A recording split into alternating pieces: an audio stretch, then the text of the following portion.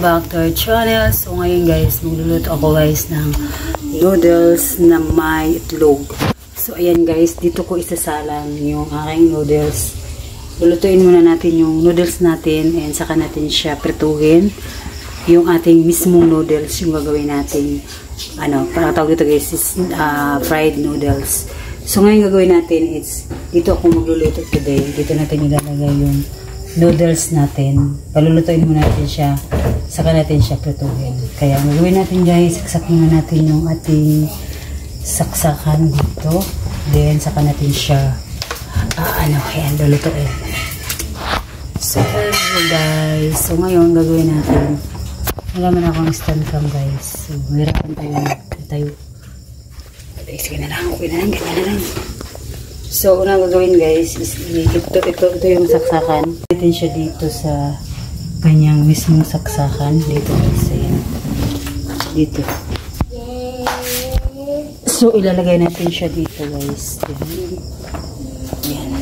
Sasaksak natin. Then after natin masaksak, ayan siya. Then ilalagay natin dito sa kuryente. So ayan guys, umilaw na siya. Ayan, kita nyo may ilaw na siya guys. So una yan siya. Kasi sinadyang inom ko na siya. So ayan. So nilagyan ko na siya guys ng tubig. Ayan. So dito natin lulutuin yung ating noodles. Pakukuluan lang natin siya. Then i-separate natin yung tubig at saka yung noodles. So mamaya guys, nabalik ako after maluto ang noodles. See you later guys.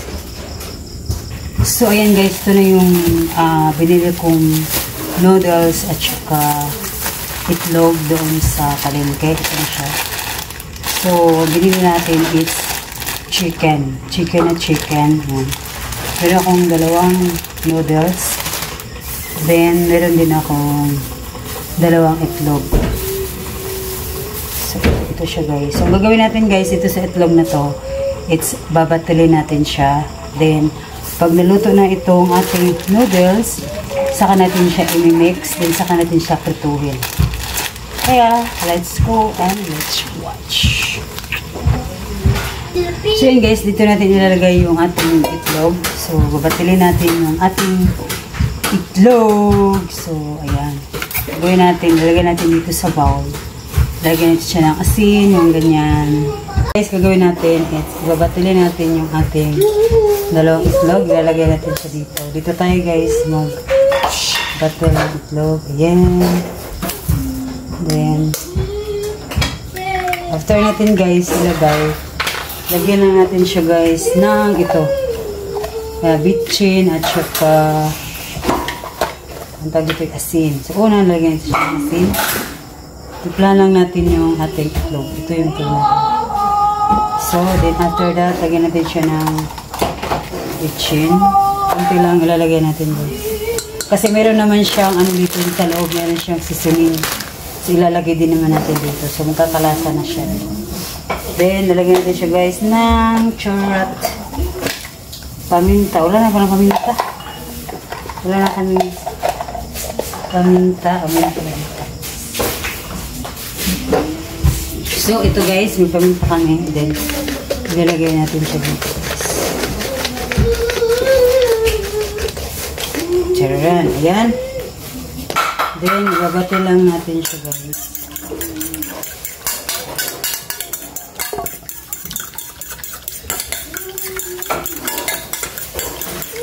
Ayan na siya guys. Then, ilalagay natin yung ating noodles. Ito, pag ito ay maluto na. So, ayan guys, kumulo na yung ating tubig. So, ilalagay na natin yung ating noodles na dalawa. So, ito na siya guys. Kumulo na siya guys. Kaya, ayan, lalakang hula. So, ayan. So, ayan guys, kumulo na siya guys. Charot. Ayan, sobrang kulo-kulo na siya guys. Then, ilalagay natin yung ating noodles. Babalatan natin yung ating noodles. This is noodles. Ayan. So, tanggalan lang natin yung ating noodles. So, ayan guys. Ilalagay na natin dito sa mahiwagang baul. Ayan. So, ilagay natin dyan. Then, pag ano na siya,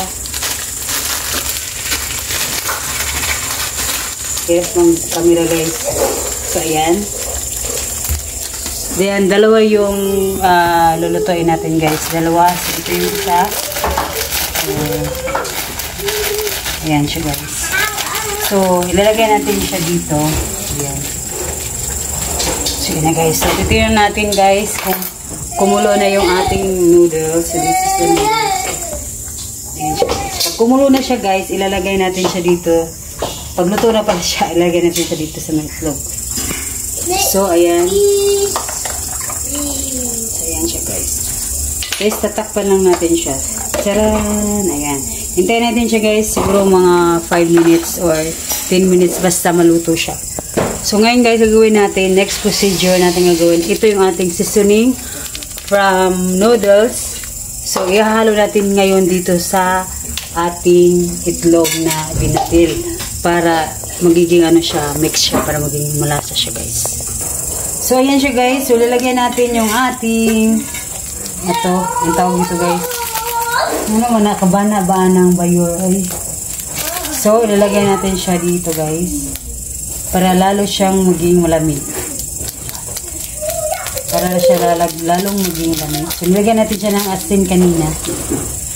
Baka maging maalat natin. So, hindi natin siya ubusin guys. Kasi, yung sabaw ng noodles natin guys, imimix natin to para magamit pa rin yung ating ano. Ito yung pagkain guys na walang budget. Yan.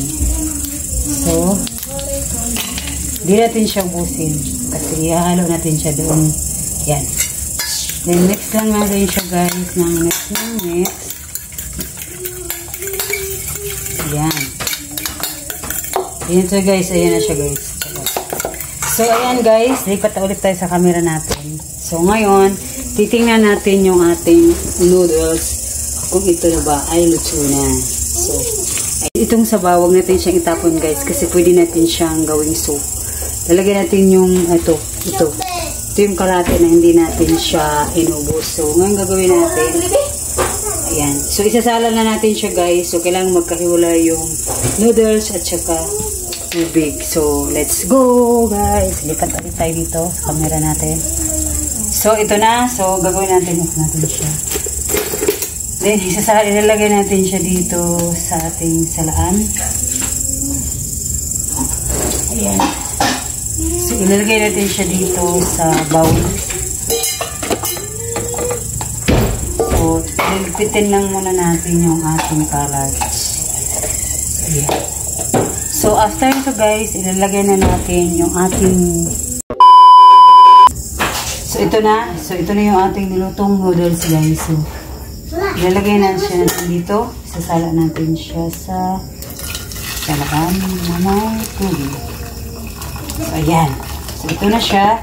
Ito na yung noodles na kailangan natin. So, ito mo, sinipirit natin yung sabaw at saka yung noodles. So, gawin natin, ilalagay natin dito sa may itlog yung ating noodles. Tapos, haluin lang natin siya ng haluin. Yan guys, saka natin siya guys prituhin. So mamaya guys, makikita nyo ang resulta sa ating niluto na fried noodles. Ito yung simpleng pagkain guys na pero nakakabusog. Ayan. So ayan na siya guys. So i-mix natin siya ng i-mix. Then ito yung sabaw natin guys sa noodles. So ilalagay natin yung tirang ano para di ba makain pa rin siya. So mix natin. Kung kulang pa rin siya sa asin, lalagyan siya natin asin kasi hindi na yun talagang eksakto yung lasa kasi nga nilagay natin sa itlog yung seasoning. So ilagay natin ng konting asin. So ayan siya guys. Then lalagyan siya ng bitchin kasi wala na kaming bitchin guys. Ubus na siya. So ayan. So, ayan, gagawin natin. Takpan natin to. So, gawin ito itong isang mura na. So, ito siya. So, ngayon guys, titikman natin yung ating niluto. So, this is it. Ito na siya guys. So, ngayon titikman natin kung ano yung lasa niya.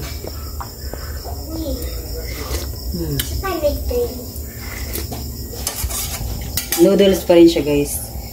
So ngayon guys, gagawin natin, painitin natin yung ating cooking pot na to. And dito natin prituhin yung itong ating niluto na noodles. Kaya, arat na, charot.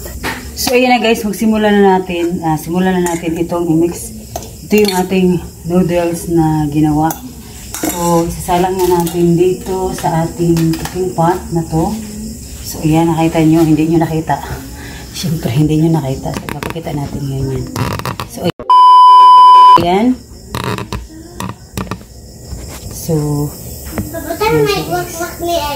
So, dito natin siya ilalagay, guys, yung ating niluluto. Kung ano ba itong kahoy maluwag doon? Kasurod, hamday. So, lalagay din siya guys ng mantika. Yung ating dito. Tcharan!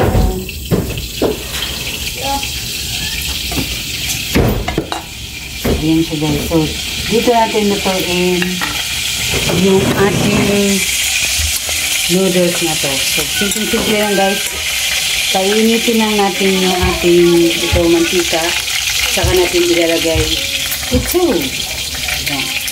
So, tabi natin to guys kasi ito ay sabaw ng noodles. So, kaya mag-start na tayo guys. Pag sobrang init na siya, saka natin siya ilalagay. So, ayan guys, mainit na yan siya siguro. So, ipwede na natin ilagay yung ating noodles na to dito sa ating kawali. O, kawali. So, ito na yung ating noodles. So, ilalagay na natin siya dito. Sa kawali. Sa kawali. Dito guys. Ilalagay na natin. Tapos lalagyan natin syempre ng itlog. Para hindi naman siya dry. Kasi magiging dry siya pag wala siyang itlog. So ayan na siya guys. Masarap ito sa mga mayera. Guys, ito na yung ating fried noodles. So hintay lang natin siya guys na magiging brown siya. Then saka natin siya babalik ta rin. So, ayan. So, hindi pa siya mainit talaga. So, takpan muna natin siya guys. Hintayin natin siya na magiging brown na siya. So, ayan guys. Binaliktad na natin yung ating ito yung ating tawag dito guys. Nakalimutan na. Yung ating fried noodles. So, ayan. Binaliktad na natin. Then, after natin siyang mabaliktad ulit, saka natin siya ilalagay sa pinggan para lalo siyang maging masarap. So, ayan. Masarap siya guys. Talaga, promise. So, ito na siya. So, ito na nga siya. So, wala na makakapigil dito. So, ilalagay natin yung siya sa pinggan para makita nyo siya kung gaano siya kasarap.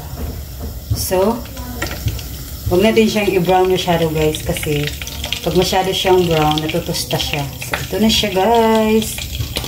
So, ilalagay ko. Pakita ko sa inyo. Ayan. O, diba? Ayan. Ito na yung noodles fried. Fried noodles. Baliktad. So, ayan. So, ngayon gagawa pa tayo ng isa. Luluto pa tayo. So, lagyan natin siya dito. So, dapat, guys, siya, yung talagang bilog siya. Para siyang itlog talaga. Ayan. Ayan. Basta natin siyang ilagay. Tapos ilagay natin siya ng itlog para hindi siya magiging dry.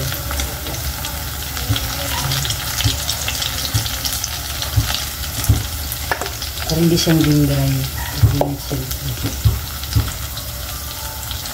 Ayan guys, ayan na siya. Ayan, tatakpan natin siya para talaga siya maluto. So ayan. Ito na yung ating niluto kanina. Ayan. Para siyang hot cake. Pero hindi siya hot cake, guys. So, ayan na siya, guys. Nasunog na siya. So, naging brown na siya, guys. So, ayan. Ito na, guys, yung ating fried noodles. So, meron pa tayong, siguro mga dalawa pa ito, guys. So, i-mix lang natin siya. Para siya magiging golden brown, then okay na ito. So, takpan natin siya guys. Hintayin natin mga seconds lang.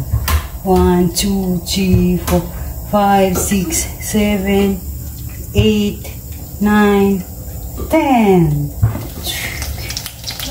So, tignan natin. So, ayun, ito na siya guys. So, ito na siya guys. So, yan, meron na tayong dalawang fried noodles. So, yun guys, meron pa tayo dito. So, siguro mga dalawang peraso to guys.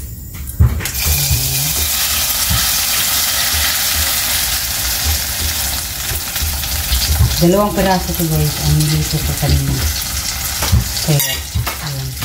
So, nalagyan natin siya ng log para hindi siya maging dry. Taka kayo kung bakit dito ako nagluluto guys. Dahil nga, wala kaming gasol. Kaya, ang ginawa ko, dito na lang ako nagluluto. Kasi, naubusan ako ng gasol guys. So, ayan, hindi pa ako nakabili kasi nga mahal yung gasol. So, ayan, ito na yung ating pangatlong noodles na nagawa natin today. So, tomorrow, so, iba na naman yung ating ikukwento sa inyo. Iba na naman yung vlog na gagawin natin tomorrow. So, may mag-chat sa akin guys. So, ayan guys. So, nakita nyo na yun kung paano ko ginawa itong aking noodles, fried noodles. Ito guys, siguro hindi ito familiar sa inyong luto. Pero dito sa amin, pag wala kang budget, pambili ng karne, ng ano pa yun dyan. So, ito yung gawin natin guys. Maganda rin to guys pang almusal. So, yun, nasunog na yung isa. So, maganda din to guys pang almusal guys. Pang almusal, o pang pamahaw, kaning udto. Pwede ka po siya kaunon. Bisa rin isang adlaw. Pwede ka po siya kaunon guys. So, crispy siya guys. So, ito yung ano, ito yung pagkain na mura lang pero nakakabusog. So, nung bata ko guys, ito yung talaga yung ulam namin pag wala kami bumili ng karne. So, ayan guys, this is it. This is the vlog for today. So, wala lang, naisip ko lang yung vlog. Ipapakita ko sa inyo, share ko sa inyo kung ano yung pagkain na mura na pwede mong kainin. So, ayan guys. This is the last na to guys. Ilalagay lang natin siya dito. So, ayan. So, that is guys for vlog for today guys. And sana isuportahan nyo pa rin ako dito sa aking journey, dito sa aking vlog, sa aking YouTube. So, this is it guys. Ayan yung ating fried, anong tawag ito guys? Fried noodles. So, ayan. So, pwede nyo itong gawin guys. Hapunan, buntag, udto hapon. Pwede ito guys. Pwede rin itong pambaon sa mga bata pag punta sila ng school. So, ayan guys, this is the fried noodles. So, ayan guys, thank you so much guys for watching this video. And don't forget guys to subscribe our YouTube channel. Maraming salamat guys. And bye-bye. So, this is the last na, yung pinaka-last na yung aking niluto today. So, ayan guys. Thank you guys so much for watching. Yun, pang thumbnail lang yan guys. So, bye-bye. And see you next time. Dito pa rin yan sa YouTube channel. Merry Grace and Bayugan. Bye-bye.